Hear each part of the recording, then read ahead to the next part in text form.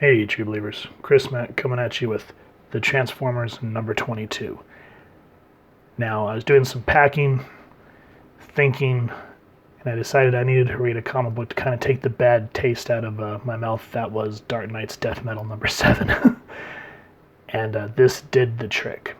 I've read all the earlier issues, and before the channel went down, I had reviews on all of them. We will eventually get back to them. But I had this one laying around, and it was excellent. Beautiful cover, and I love during this era how they did the collage around the cover.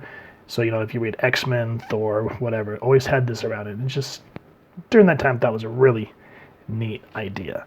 Now, the print date on this book is November 1986, so old school. And this was the comic book that introduced the world first to the Transformers before the cartoon. If you watch The Toys Who Made Us, they were talking about how they could promote this new idea, because, you know, the idea of the Transformers started in Japan, and they were trying to figure out how they could market it for the American people. And so they reached out to Marvel, and that's how we got the Transformers. So with that said, let's talk about who made this book.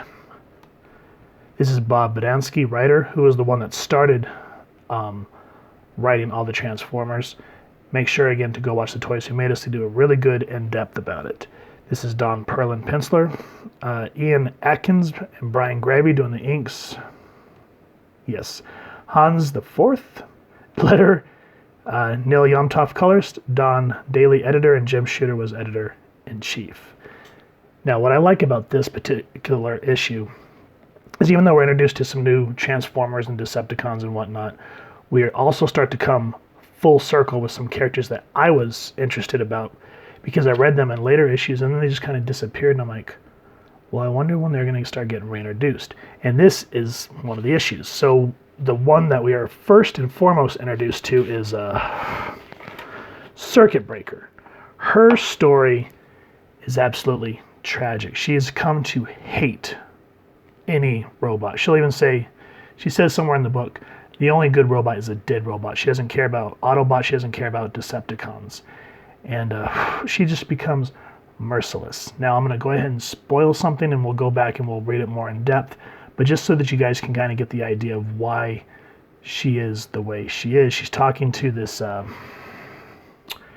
Abnett guy, which off the top of my head I cannot remember. Mr. Barnett. Abnett. I'm thinking Dan Abnett, the comic writer. Anyway, he doesn't understand her hatred so much. She goes, no allowance was made for robots who were seemingly non-threatening. Look, don't get me wrong. I wasn't criticizing you. In fact, I came here to give you this check. A bonus for a job well done. You don't understand, do you? I didn't take this job for the money. No amount of money can make up for what those robots did to me. It says, as shown in Transformers number 6, which we will go over, a Decepticon attack crippled Circuit Breaker, known as the computer wizard Josie Beller. At the time, she eventually designed the costume she now wears to compensate for her injuries. You can keep your bonus, Mr. Barnett. So, the way that Josie eventually becomes Circuit Breaker is a very heartbreaking story, and I like that it led over several issues, so that organically she grew. Again, death metal, no organics. The way she organically grew into this character and the relationship she has with people, it feels natural and the way that a story should progress. And you even see, now, because this is the early days of Marvel, I'm not 100% sure who are all these trophies on her head. I think that's supposed to be, oh, come on. Not Swoop, that's, oh God. His name's right on the tip of my tongue. I knew it when I was going to begin this review, and now it's completely gone. But a few of them look familiar. If you guys can think of these heads, let me know what you guys think, because as you see, she just does not care whatsoever. Now, one thing that's interesting with all this is we're also reintroduced to another character named Donnie Fickelberg. Blech, that is a mouthful. He is hired to become this faux terrorist called Robot Master. And that was an interesting story. I think as it says here, Transformers number 18.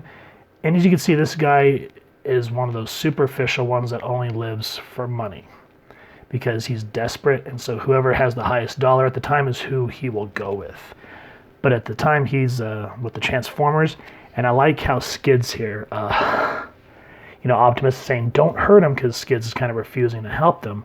But Skids like, watch how I give Mr. Fickleberg here an incentive. So what he does is he goes, humans are motivated by money. He takes his wallet, takes his $25,000 check, and hides it.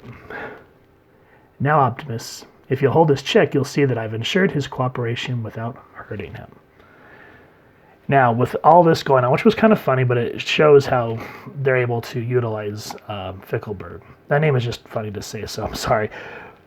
But again, he's a jerk, but he has, not depth, but he's fleshed out. He's not like a one-trick pony. You kind of start to see different sides of him. The same with Circuit Breaker. And while all this is happening, there's an overarching of something that happens with Optimus Prime, and you're just like, oh my god, what's going to happen? But while Optimus thinks that he's doing something good, it's also benefiting Megatron. I'm like, I cannot draw a blank on every single robot here, but yeah. It gives birth to a certain set of evil robots that we remember from the cartoon, which we will get into in a second. There's a plot point here that I don't want to give away, but it causes Circuit Breaker to get involved with the mission that Skids and Fickleberg are on.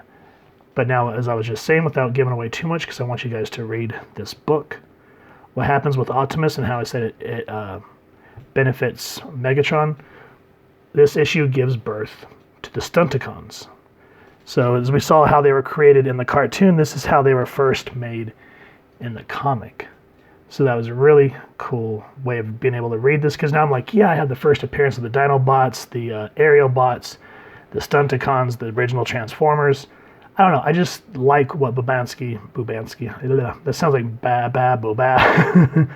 I like the way that the comic book played out, especially with the Witwickies, because Spike and Sparkplug in the cartoon, I always find Spike particularly very insufferable. But in here, yeah, he's a little bit of a snot-nosed punk, but he's fleshed out. And he actually has an arc. And plus, too, I like how that a lot of what's going on in the Transformers universe merges back into the Marvel universe. So, for example, Shockwave not grew up, but lived in the Savage Land. His time was his time started, and he kind of went docile in the Savage Land. Then we talk about Cerebro.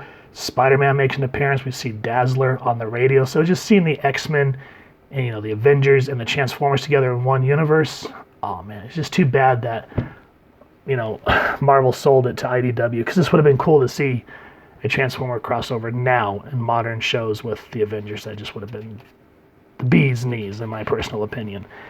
Now, the overarching part of this book, now that I'm done gushing, is Optimus Prime has found that there's 7 more robots that have landed on Earth from Cybertron, and Fickleberg apparently knows the location, so that's why they're trying to get him to work with them.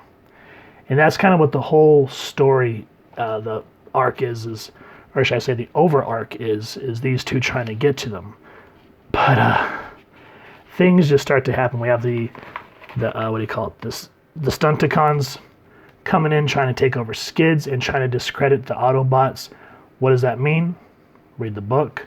We have Circuit Breaker, who hates all robots.